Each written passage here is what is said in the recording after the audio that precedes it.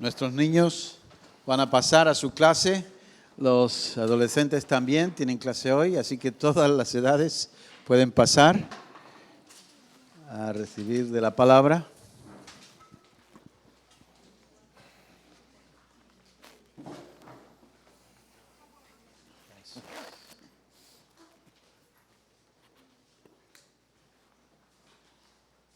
Qué bien. Gracias al Señor por nuestros niños. No se olviden de orar por la siguiente generación. Necesitamos orar por ellos cada día. Y ahora sí vamos a presentar a la familia de Iván Ludi, a toda la familia que está aquí con nosotros. Por favor, Iván, pasa aquí. Él es pastor en la iglesia yo le llamo la iglesia del Hospital Civil. Todo el mundo. Bueno, iglesia apostólica, no Pentecostal. sé, pentecostal, pero él es conocida por la iglesia del Hospital Civil. Y poco más hay que decir, que lo conocí hace ya muchos años, casi cuando él llegó, cuando yo llegué a Málaga, que era más o menos por el mismo tiempo. Lo que sí hay que decirles es que en esta semana cumplió años también. Sí. Miércoles, no, jueves. El jueves pasó, este jueves. Así que felicidades, hermano. Sigue cumpliendo muchos más con la ayuda del Señor. Gracias. Nos presenta toda la familia, ¿no? Sí, igual. Se ponen de pie. Bueno, mi nombre es Iván, obviamente. Lorena, mi mujer, y tenemos 4 hijos. Hoy nos acompañan 3. Sí, el mayor no está, que es Juan Marcos, con 21, Matías, con 18, y Natalia y Yasmín, con 12 años. Ellos son el regalo de Dios. Pues, adelante. ¿Con El este? Señor te bendiga. No. Vale. Bendición. Bueno, buenos días. Gracias, Pamela. Se escucha, ¿no? Sí. Si no se escucha, yo puedo gritar, no hay problema. Pero bueno, hace 15 años que estoy aquí en España. Sí, vinimos mayormente enfocados a trabajar con inmigrantes árabes. Ese era el llamado de Dios para nosotros. Y en el transcurso de estos 15 años que hemos estado aquí en España, Dios ha estado también trabajando con nosotros, con nuestro corazón, y con lo que pensábamos que iba a ser solamente nuestro ministerio, ¿no? Entonces, en ese sentido hemos visto la guía del Señor a lo largo de este tiempo, y bueno, hace 3 años que estoy en el pastorado allí en Hospital Civil, como le digo yo. Tenemos nombre nuevo, ¿sí? Como iglesia, cuando entramos nosotros le pusimos Comunidad Cristiana Punto de Conexión, porque queríamos un nombre un poco más guay, más moderno, más que anime a la gente a venir, que solamente Iglesia Apostólica Pentecostal. Pero realmente estamos sirviendo allí al Señor, y para mí es un gozo poder hacerlo allí y en esta mañana poder compartir la palabra con vosotros. Randy, espero que te vaya bien. Bueno, el tema que yo le he puesto un nombre, no sé si tal vez curioso o no, es, y no sabía bien definir, pero tenía que definir un nombre, transitando los desvíos, los desvíos de Dios. ¿Sí? Creo que aquí decía algo así como transitando en los desvíos. Pero quería hablar básicamente acerca de los desvíos de nuestra vida. Pero antes de enfocarme en eso, quiero que me acompañes a un versículo que es muy corto, que dice muy poco, pero que para mí es una verdad muy grande que el apóstol Pablo nos deja en el libro de Filipenses. ¿Sí? Al comienzo de la carta de Filipenses, en sus primeros versículos, Pablo hace una oración por la iglesia de Filipos, y en esta oración para mí salta o suelta él lo que yo lo tomo como una promesa. ¿Sí? No, él no dice esto es una promesa de Dios, ni mucho menos, pero para mí es una promesa a la cual me aferro y la cual trae mucha paz y seguridad a mi vida. Y dice Filipenses 1:6, estoy convencido, estoy seguro, y las palabras concretas de Pablo es estoy persuadido que el que comenzó en vosotros la buena obra la perfeccionará hasta el día de Jesucristo. Y esta palabra a mí me da mucha seguridad y mucha tranquilidad, porque me quita la presión de que todo depende de mí. Me quita la presión de que la obra y lo que vaya a resultar en mi vida, al fin y al cabo, depende de lo que yo haga. Sí, mucho tiene que ver con mis decisiones, mucho tiene que ver con lo que yo día tras día decida hacer y cómo quiera o no quiera agradar a Dios. Pero el fin mismo no está puesto en que yo soy soberano completo sobre mi vida, sino que hay alguien más que está trabajando en mí.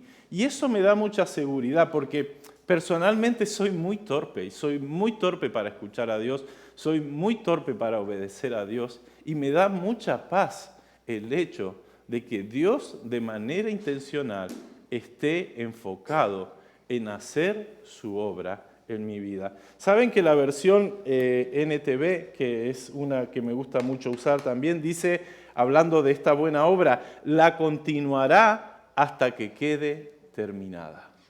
Y eso trae paz al corazón, porque depende de nosotros, pero más que de nosotros, depende de lo que Dios está queriendo hacer en nuestra vida.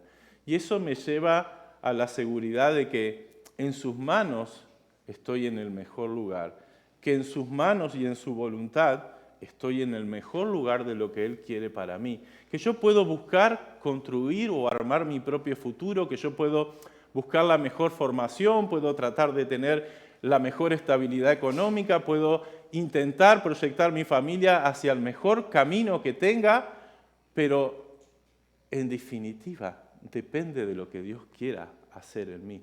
Porque sigue diciendo el mismo apóstol Pablo en esta misma carta a los Filipenses, ya en el capítulo 2, porque Él es el que produce en vosotros el querer como el hacer por su buena voluntad. Entonces, esta afirmación de que la obra que Dios comenzó la va a perfeccionar, trae paz a nuestros corazones. Porque Dios está empecinado, encaprichado en trabajar en nuestra vida. Y no solo ya por el hecho de hacernos conforme a la imagen de Jesús, porque ese es el plan, ¿sí? De que cada uno de nosotros nos podamos asemejar más a la persona de Jesús, sino también en el hecho de que Dios ha creado propósitos para cada uno de nosotros, ¿sí? Ha creado en nuestra vida un propósito por el cual Él quiere que nosotros transitemos y nos desarrollemos. Y esto no lo saco únicamente de aquí y de algunas otras palabras de Pablo, sino que el mismo salmista David decía en el Salmo 138, Dios, Jehová, cumplirá su propósito en mí. Y me gusta este versículo del cual él termina este salmo. Pido perdón, tengo una Biblia nueva que me regalaron y como Biblia nueva vosotros sabéis que las hojas se pegan mucho, ¿no? Entonces tal vez no era la mejor Biblia para traer en esta mañana, pero lo malo es que a la otra se le salían las hojas, así que... Pero dice el salmista, Jehová cumplirá su propósito en mí. Y cuando David describe estas palabras o él pone esto en el Salmo, me gusta porque David es muy consciente de su condición humana. Es muy consciente de esa capacidad que tenemos a veces de sí querer hacer y de sí querer obrar conforme a lo que Dios quiere, como también esa capacidad de que muchas veces nuestro corazón se endurece, nuestros oídos se cierran y no hay forma de escuchar a Dios. Y dice el salmista, tu misericordia, oh Jehová, es para siempre. Y termina diciendo, no desampares la obra de tus manos. Y me gusta porque comienza esta declaración con una declaración, por decirlo, de fe, ¿sí? Dios cumplirá su propósito en mí. Pero le agrega como que un clamor, un deseo personal, una oración personal. Señor, por tu misericordia, por esa misericordia tan grande, no desampares tu obra en mí. Y es curioso porque yo creo que David tiene muy claro el propósito para el cual Dios le ha puesto en el pueblo de Israel. David en este momento tiene muy claro qué es lo que Dios quiere hacer a través de él. Tal vez nosotros en nuestra vida no siempre tengamos las cosas tan claras, ¿sí? Personalmente no siempre tengo muy claro cuál es el propósito final, ¿sí? Entiendo, o Dios me va mostrando tiempo a tiempo lo que Él está queriendo, por dónde me está guiando, qué es lo que está queriendo hacer en mi vida. Pero David parecía tener en este caso muy claro el hecho de que Dios no solamente tenía un propósito, sino que estaba interesado en cumplirlo. Va a decir después el Nuevo Testamento, hablando acerca de David, que David fue una persona que vivió y cumplió los propósitos de Dios en su generación. Pero esta idea de que tenemos una razón por la cual estar, una razón por la cual seguir nuestro caminar, una razón por la cual continuar nuestra vida en Cristo, es algo que la Escritura en distintos aspectos los va mencionando, ¿sí? Y quiero que te vayas conmigo a un pasaje muy conocido de Jeremías.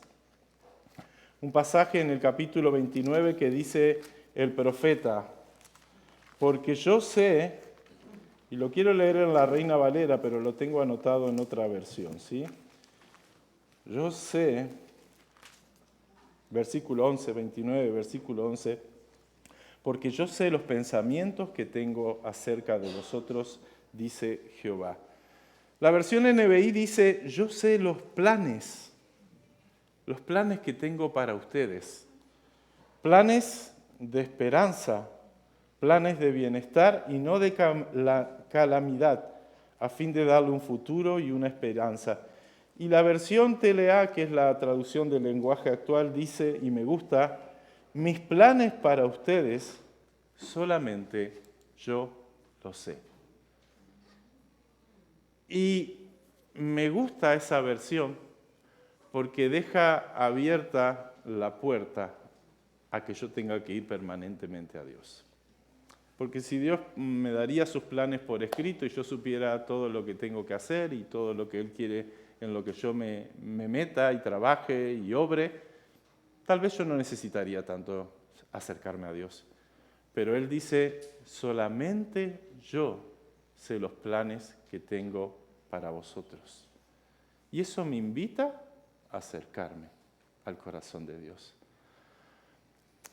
Cuando pensamos en el plan de Dios para nuestra vida, y digo el hecho de que la persona de Jesús sea formado en nosotros, en realidad hay algo más profundo y más lejos que Dios quiere hacer a través nuestro.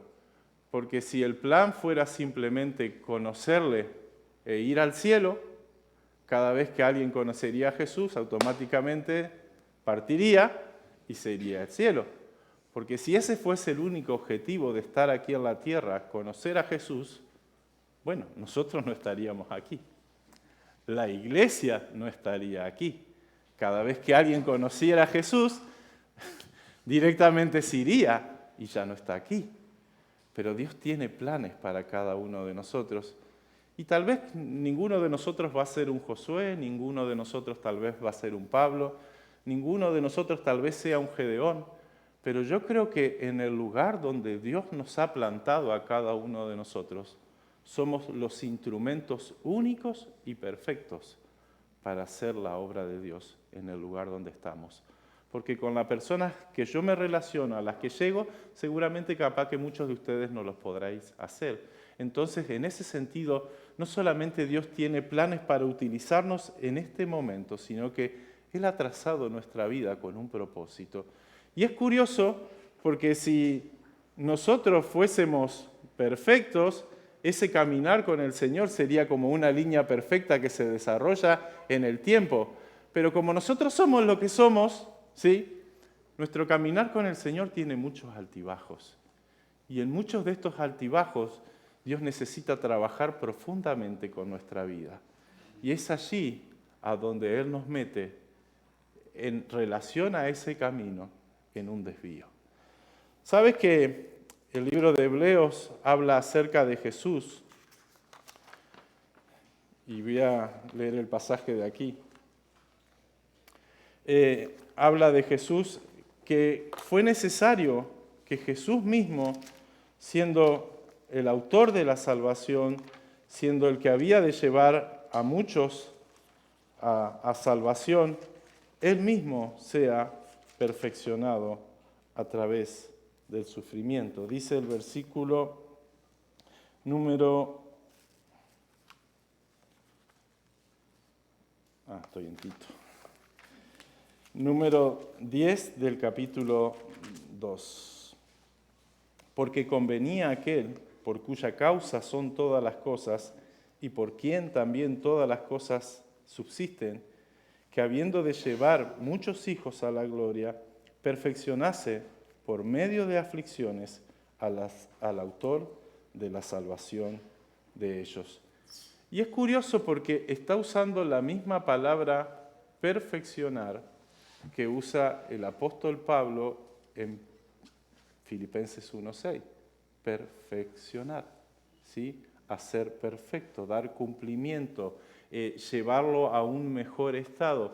Y es curioso que el autor de Hebreos agrega el cómo perfecciona a Dios a Jesús a través de aflicciones. Es la palabra que menos nos gusta de toda la Biblia, ¿sí? Es la palabra que menos queremos que aparezca en nuestra vida, pero es la palabra que más Dios usa para trabajar con nuestro corazón. Y es curioso que en nuestro caminar diario con Dios, cuando el Espíritu Santo empieza a susurrarnos cosas al oído y no escuchamos, empieza a subir el volumen y empieza a hablar más fuerte, y cuando seguimos sin querer escuchar, ya empieza a gritarnos. Y cuando no somos capaces de querer hacer lo que el Espíritu nos está moviendo a hacer, Dios necesita meternos en un desvío para trabajar con nuestro corazón. ¿Sabemos lo que es un desvío? Sí, un desvío en el camino. En el año entre el 2000 y el 2007 yo en Argentina tuve que viajar de norte a sur porque necesitaba visitar iglesias, compartir el proyecto de venir a servir a España, y necesitaba que haya congregaciones que puedan apoyar el proyecto que nosotros estábamos queriendo realizar aquí. Y es curioso que yo tenía un coche que no funcionaba con diésel, sí funcionaba con gasolina, pero yo había puesto detrás del coche un tubo de gas, no es gas butano, es gas licuado vehicular. Aquí lo usan solamente algunos vehículos de transporte, pero en América Latina, sobre todo en Argentina, está utilizado como un mecanismo que todas las personas pueden utilizar. ¿Por qué? Porque es un combustible mucho, mucho más económico. Entonces, yo cada vez que iba a salir a la carretera, bueno, para empezar no había GPS en ese momento, ¿sí? Yo no podía poner en el GPS dónde está la siguiente, sino que teníamos los mapas de papel, ¿sí? Y yo recuerdo que mis viajes más largos fueron unos 2000 kilómetros de mi ciudad hasta la ciudad de Neuquén, al principio de la Patagonia, no es al final, sino al principio. Y mi ruta no fue recta así según las mejores carreteras. Mi ruta de recorrido tenía que ser según la cantidad de gasolineras que no vendían gasolina, sino que vendían gas, y los kilómetros dependían de dónde haya la siguiente estación. Y gracias a Dios que tenía internet en ese momento para buscar por internet, antes de comenzar el viaje, dónde serían mis posibles paradas. Pero era curioso que muchas veces llegaba a un lugar y la gasolinera ahí estaba cerrada, sí, la que vendía este gas. ¿Y ahora qué hacía? Y empezaba a preguntar y a preguntar, hasta que me decían de alguna otra posibilidad. Y si no, tenía que buscar otro pueblo, otra opción para poder continuar mi viaje. Pero mi viaje, en vez de ser un viaje recto de menos horas, tenía que ser como un zigzag que yo iba haciendo en la carretera para poder conseguir este combustible, para poder llegar al lugar donde quería ir. Y es curioso porque un desvío es algo que, si bien nos lleva al lugar a donde queremos ir, normalmente nos retrasa. Normalmente insume más tiempo. Normalmente nos hace gastar lo que más nos cuesta gastar, que es a veces nuestro propio tiempo. Incluso ni hablar del combustible, las distancias. Pero todos, sobre todo los que estáis acostumbrados a viajar, muchos sabéis que cada vez que hay un desvío, representan, bueno, ahora. Pero un desvío normalmente es porque hay algo malo, porque hay una carretera rota, hay un accidente, hay algo que no nos permite avanzar. Entonces necesitamos tomar un camino alternativo para llegar al mismo lado, aunque eso nos lleve mucho más tiempo. Pablo va a hablar de desvío y va a utilizar en cierta forma la palabra tribulación para hablar de los desvíos en nuestra vida. Y yo creo que en ese sentido, Pablo va a ser muy práctico en cuanto a hablar de esa necesidad que tenemos de dejar que Dios trabaje en nuestro corazón cuando estamos en una circunstancia así. Quiero que me acompañes en la Biblia al libro de Romanos, Romanos capítulo 5, quiero leer del versículo 3 al versículo 5, y quiero que cambies conmigo la palabra tribulación por la palabra desvío. Dice así Romanos, ¿sí? Y no solo esto, sino que también nos gloriamos en los desvíos, sabiendo que los desvíos producen paciencia, y la paciencia prueba, y la prueba esperanza, y la esperanza no avergüenza, porque el amor de Dios ha sido derramado en nuestros corazones por el Espíritu Santo que nos fue dado. Hay un trato profundo de Dios con el corazón nuestro cuando Él nos separa del camino que nosotros pensamos que nos lleva a nuestro destino y Él comienza a trabajar con cada uno de nosotros. Porque cuando nos salimos del camino y tenemos que ir hacia otra dirección, hay frustración, hay desesperanza, incluso hay enfado muchas veces. Y cuando Dios nos mete en circunstancias en nuestra vida que nos hacen ver lo que hay en nuestro corazón, es donde el Espíritu Santo tiene la oportunidad de trabajar con nuestro corazón. La esperanza no la compras en el supermercado, la paciencia tampoco. La fe y la mansedumbre no la consigues en la librería bíblica. Ni siquiera son materias que tú puedas decir, me he sacado un graduado en el seminario bíblico y ya tengo paciencia, tengo fe, tengo mansedumbre, tengo templanza. No, son cosas que se producen en lo profundo de nuestro corazón cuando atravesando circunstancias Dios trabaja en nosotros para cambiarnos. Y muchas veces los desvíos en nuestra vida duran más tiempo del que nosotros realmente estamos pensando. Dios permite circunstancias que nos desestabilizan completamente y que nos llevan incluso a pensar, Dios, ¿qué está pasando? ¿Tú estás en medio de esto? ¿Tú estás en control de estas circunstancias?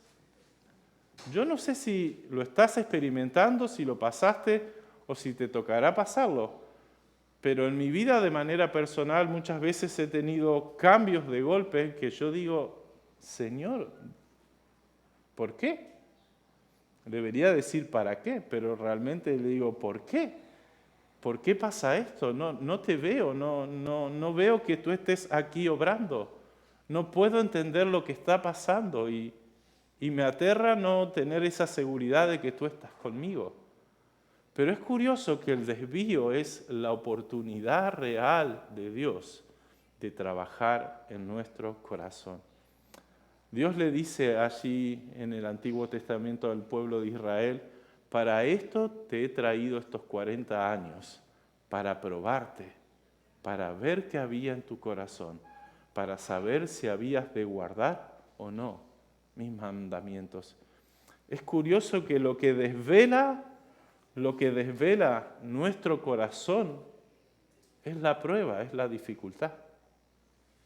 Y el desvío es la oportunidad, lo podemos tomar como el castigo, pero es la oportunidad para que haya un cambio en nosotros. Porque si realmente queremos llegar a este destino que soñamos, si queremos llegar a este propósito del cual Dios nos ha hablado, si queremos cumplir estos sueños que están en nuestro corazón, muchas veces necesitamos que Dios trabaje en nuestro interior para que podamos tener lo que necesitamos para cumplir de eso. Porque quiero ser muy realista. Nosotros siempre pensamos que estamos capacitados y a veces tomamos cursos, hacemos seminarios y un montón de cosas y creemos que con esas herramientas ya estamos listos para el éxito. Y quiero ser sincero, nadie se casa para divorciarse. Nadie tiene un hijo para luego abandonarlo. Nadie se forma una profesión y una carrera para luego tirarse al mundo de las drogas y que su vida esté consumida ahí. Muchas veces en el proceso de llegar al éxito de lo que a Dios nos ha mostrado, de lo que ha puesto en nuestro corazón, muchas veces nuestras pequeñas decisiones nuestros pecados ocultos o esas actitudes que están ahí guardadas son las que nos invitan a fracasar, a separarnos del plan de Dios. Y por eso Dios necesita meternos en desvíos para trabajar en nuestro corazón. No sé si puedes entender la gráfica de lo que quiero decir con el desvío, pero yo sí sé que hay una realidad de que cada uno de nosotros necesita experimentar un trato personal del Espíritu Santo cambiando nuestra vida y nuestro corazón. Y no es algo que pasó así el día que conocimos a Cristo, es un proceso en nuestro caminar con el Señor que vamos transitando. Y es curioso que delante de un desvío somos capaces de aferrarnos al cartel de desvío y decir, no quiero entrar, no quiero entrar, no quiero entrar. Y nos podemos quedar por años atascados en la puerta de un desvío y no poder avanzar. Y yo en esta mañana, si hay algo que quiero, ahora voy a ir a un ejemplo de la Biblia, ¿vale?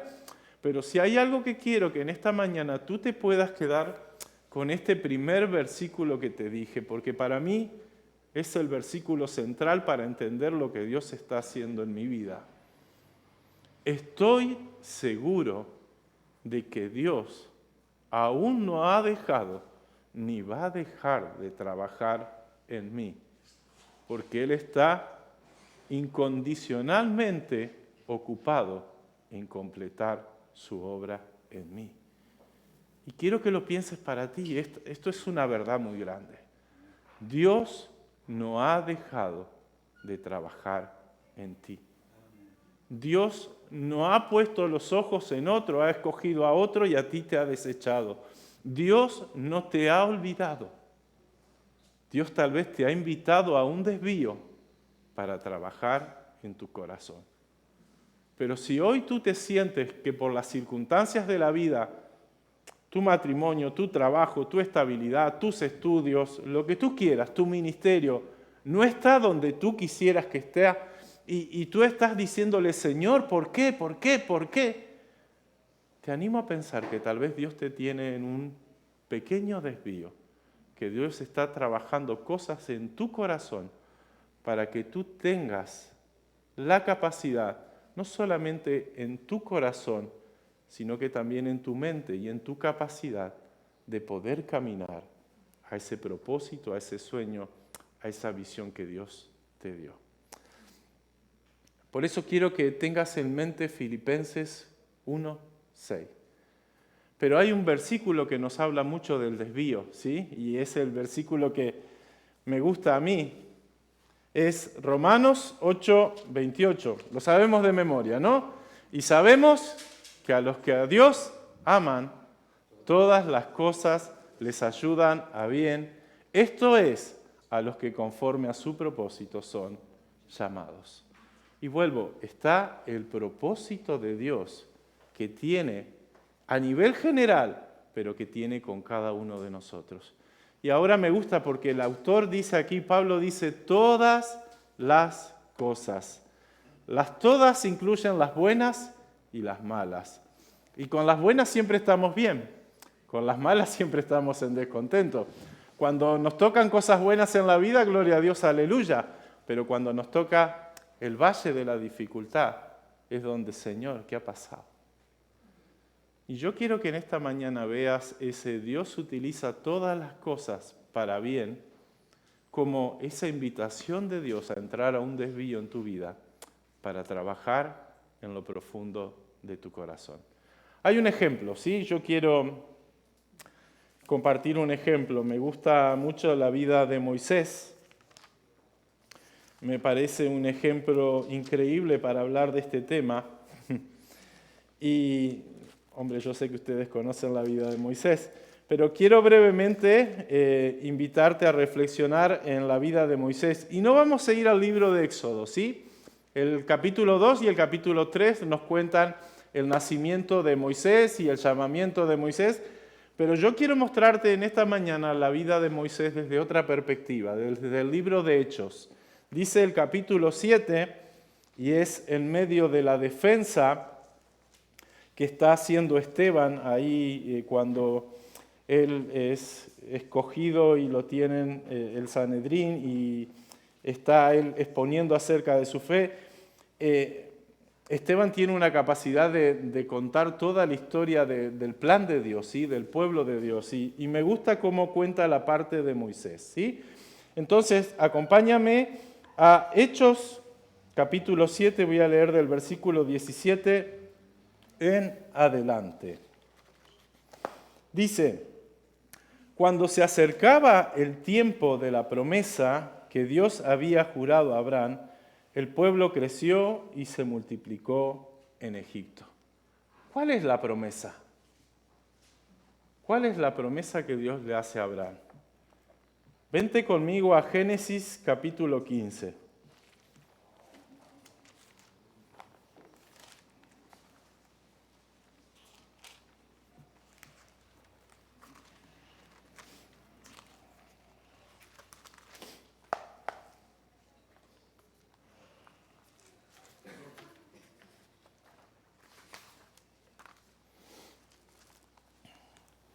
Dice el versículo 13 del capítulo 15. Entonces Jehová dijo a Abraham: ten por cierto que tu descendencia morará en tierra ajena, y será esclava allí, y será oprimida por 400 años.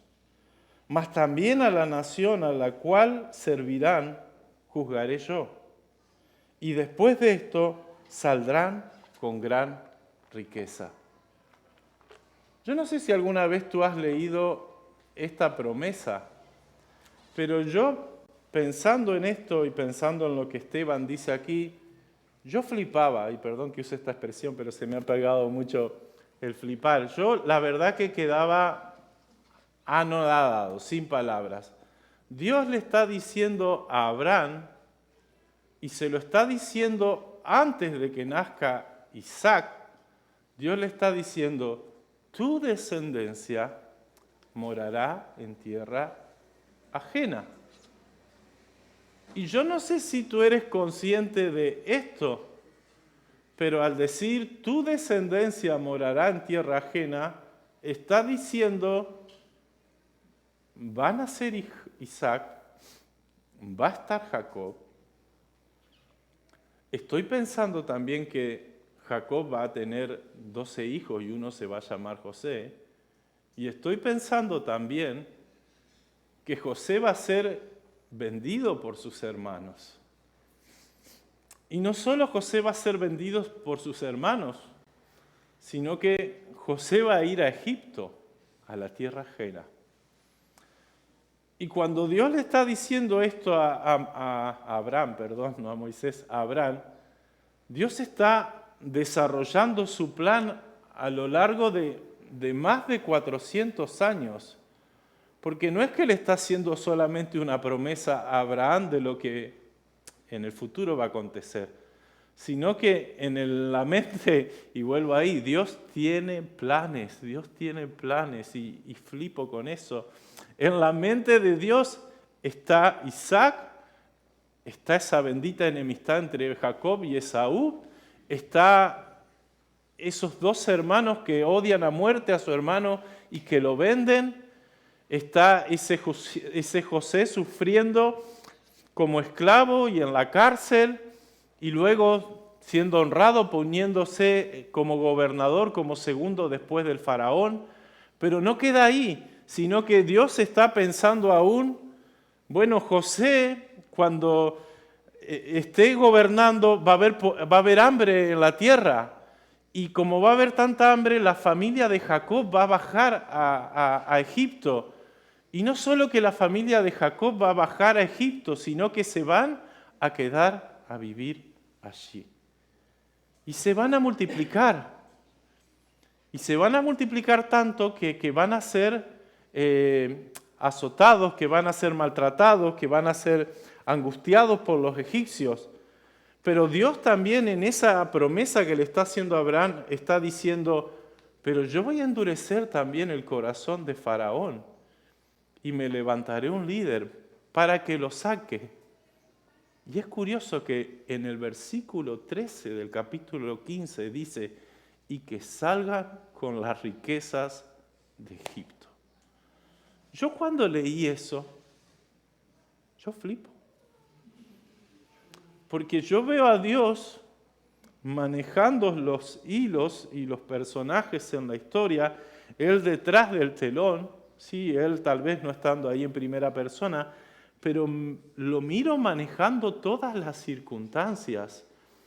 Y yo creo que ni Isaac ni Jacob han sido conscientes de que ellos cumplían un papel muy importante en el propósito que Dios tenía en todo esto. Pero yo veo a Dios de manera magistral, no solamente interesado en un hombre, en Abraham, sino pensando en una nación, pensando en una esclavitud y pensando que a través de esa esclavitud ellos van a salir de esa tierra con mucha fortuna.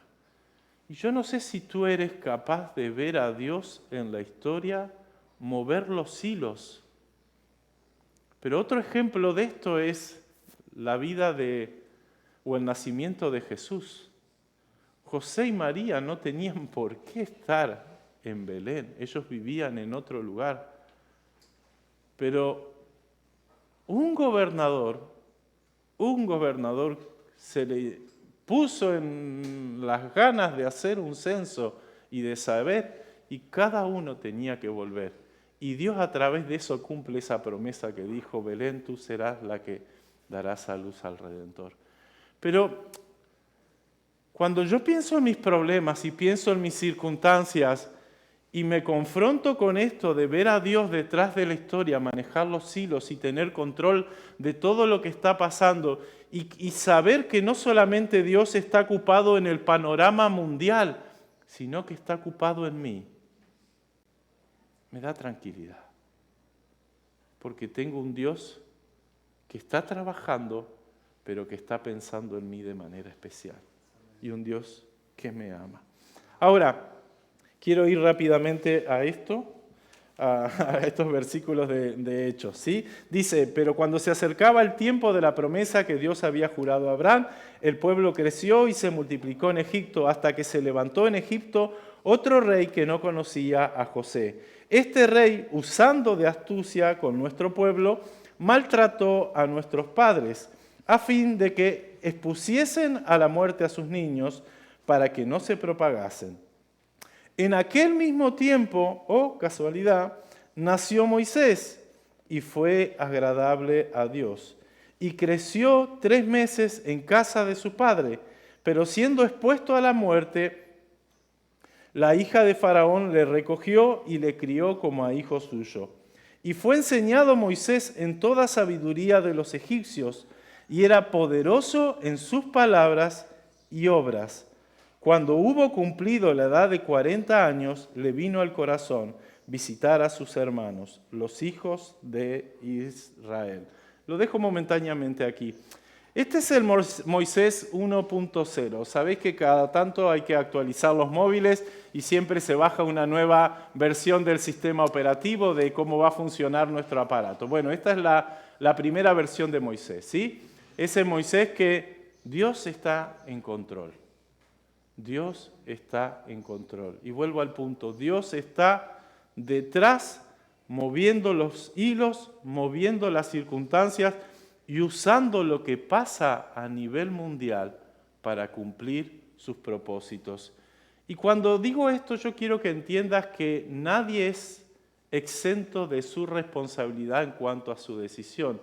Tanto el faraón que mandó a matar los niños, como en el caso de Herodes, cuando mandó a matar los niños porque había un presunto nuevo rey, nadie está exento de la decisión de lo que ha hecho. Pero Dios utiliza incluso las cosas malas para el bien, para cumplir sus propósitos. Porque Moisés no iba a llegar a palacio de Faraón si no estaba ese edicto de que todo niño tenga que ser muerto. Si su madre no tiene temor y lo pone en ese río. Si esa cesta no sé si navega, yo siempre me comí mucho lo que muestra la historia de José hecha por Disney, que va en el río Nilo y que los cocodrilos le saltan así, y que al final llega a un lugar más calmado del río donde se está bañando la princesa. Pero yo no sé cómo, pero esa cesta llega a donde está la misma hija del faraón, y esta misma hija del faraón dice que le vio y fue movida a misericordia, tuvo compasión del niño y crió al niño como suyo. Ahora, Dios usó la circunstancia para que Moisés llegue a la hija del faraón. Dios usó las circunstancias para que Moisés se críe como el nieto del faraón de Egipto. Dios usó las circunstancias para que él sea formado, como dice aquí, en toda ciencia, en todo conocimiento y toda sabiduría que tenía el pueblo egipcio. Dios permitió que Moisés conozca cómo funcionaba el palacio por dentro, cómo se tomaban las decisiones, cómo es que se cosía todo ahí dentro del mismo palacio. Dios estaba formando a Moisés para lo que luego iba a ser la función que él iba a tener. Entonces, en esta primer versión de Moisés, en este Moisés 1.0, no solamente él se cría como un egipcio, no solamente él adquiere toda la sabiduría y el conocimiento. Es más, Flavio Josefo, que es un historiador del pueblo de Israel, habla de que Moisés en la cultura popular, ¿sí?, es reconocido como un general del ejército de Faraón. Era una persona con una personalidad muy fuerte, que manejaba muchas personas, que tenía mucho diálogo. Nosotros conocemos al Moisés tartamudo que no sabe hablar, pero dice Esteban que era poderoso en palabras y en hechos. Y Dios permite que Moisés se forme en todo eso para tenerlo capacitado. Y a edad de 40 años, dice la Biblia, que él decide salir a visitar a su pueblo. Es más, nosotros en la historia de Éxodo no lo vemos, pero yo entiendo por lo que dice Esteban aquí, que Dios ya ha puesto en el corazón de Moisés ser el libertador del pueblo de Israel. Porque dice el versículo 25, pero él pensaba que sus hermanos comprendían que Dios les daría libertad por mano suya, mas ellos no lo entendieron así. Dios había puesto en el corazón de Moisés este llamado de ser el libertador del pueblo de Israel. Pero este Moisés impetuoso, este Moisés incapaz de hacer la paz con dos personas, sino de lanzarse y matar, este Moisés justiciero, este Moisés que tenía un espíritu muy iracundo, no era el Moisés que Dios necesitaba. Y aquí comienza la segunda etapa de Moisés, el Moisés 2.0, el Moisés que huye por 40 años más a la tierra de Madián. Y lo único que dice la Biblia, porque en realidad hay muy poca luz sobre estos 40 años, que tuvo 2 hijos y que fue pastor. Era general, era el nieto de Faraón, era un tío que se codeaba en el palacio con todos y pasó a ser un don nadie en un desierto, simplemente aprendiendo a cuidar ovejas. Y el desvío que Dios tiene para Moisés no es un desvío corto. Si Moisés hubiese sabido que en este proyecto de que él iba a ser el libertador se tenía que pasar 40 años en el desierto cuidando ovejas, él no se apunta. Pero él lo quiso hacer a su forma, él quiso actuar. Aún no era el momento, aunque él sentía que tenía toda la capacidad para ser ese líder militar que iba a llevar al pueblo a la liberación de la esclavitud, no era el tiempo para Dios, era el tiempo para el desvío. Y yo me imagino que estos 40 años han sido como cuando yo trabajo un poco en la construcción, cuando tú echas la arena y el cemento a la máquina de mezclar. vueltas y vueltas y vueltas y vueltas y golpe tras golpe hasta que todo queda realmente bien mezclado. Yo me imagino que Dios transforma a un hombre, y es lo que vemos luego, que tenía un temperamento fuerte, que tenía un pronto muy, muy iracundo, que era muy justiciero, que tenía mucha valentía, que tenía mucha fuerza porque estaba ahí en sus 40 años, lo transforma en una persona débil, que no se siente que tenga credibilidad, que no puede motivar a nadie a creer en él, ni está para nada seguro de sí mismo. Y en estos 40 años, Dios trabaja con el corazón de Moisés y pasa a este Moisés 3.0, que es el Moisés que todos conocemos. El Moisés que cuidando las ovejas ve la visión de la zarza y se presenta delante de Dios.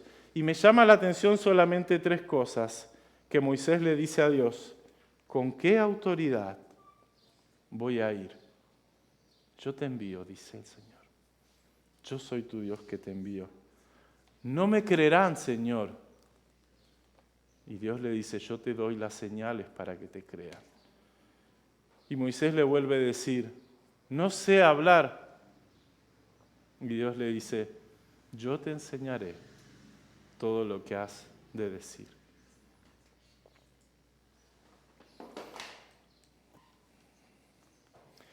A este Moisés, a quien habían rechazado, quien te ha puesto por gobernante y juez, a este envió Dios como gobernante y liberador por mano del ángel que se le apareció en la zarza.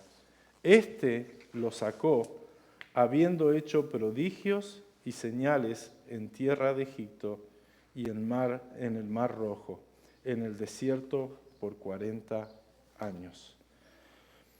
Yo sé que el primer Moisés se creía que estaba en su mejor momento, que estaba en el lugar oportuno para cumplir ese propósito que Dios tenía para él. Yo sé que al contrario, este segundo Moisés, el Moisés 2.0, él hubiese dicho: Señor, búscate otro, pasa de mí ya. Mi tiempo pasó. Pero para Dios, este Moisés 3.0 es el Moisés que tiene la combinación ideal del conocimiento completo de cómo es el palacio, de qué necesita hacer, ante quién tiene que hablar, ante quién se tiene que presentar, pero también es el Moisés perfecto para lidiar con un pueblo de corazón duro.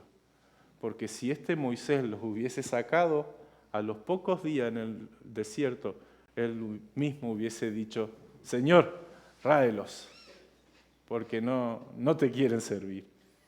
Pero Dios tuvo que trabajar con el corazón de Moisés para poder cumplir su propósito. Termino con esto. Yo no sé cuál es la circunstancia en tu vida. Yo no sé si estás caminando a buena velocidad y a un paso continuo hacia ese propósito, a ese sueño, a lo que tú has anhelado de parte de Dios toda tu vida, o si ahora mismo sientes que la vida se ha puesto en pausa, que nada cambia, que nada sucede, que nada se entiende por qué estás pasando lo que estás pasando. Pero yo te animo a no bajar los brazos, a confiar. Dios necesita tomarse tiempo para trabajar con tu corazón, con mi corazón, y necesita crear internamente dentro de nosotros las cosas que nos van a dar las herramientas para cumplir el propósito de Dios. Nadie nace con lo que necesita realmente para estar a la altura de las demandas que a veces tenemos en el ministerio, en la vida, en las circunstancias. Dios tiene que trabajar con nosotros. Y el desvío no es un castigo, es una oportunidad para que Dios trabaje con tu corazón. Y yo no sé qué va a florecer en ti en ese desvío, pero sin dudas las mejores semillas que pueden ser plantadas en tu corazón son cuando tú le dices a Dios: Señor, ya no puedo más. Yo no sé cómo hacerlo. No tengo la capacidad, no tengo las herramientas, no tengo los recursos. Señor, no soy nadie. Y es en ese punto, como hizo Moisés, que Dios dice, tú ve conmigo, porque yo soy el que te envío, porque yo mostraré que estoy contigo, porque yo te enseñaré lo que debes hablar. Oramos.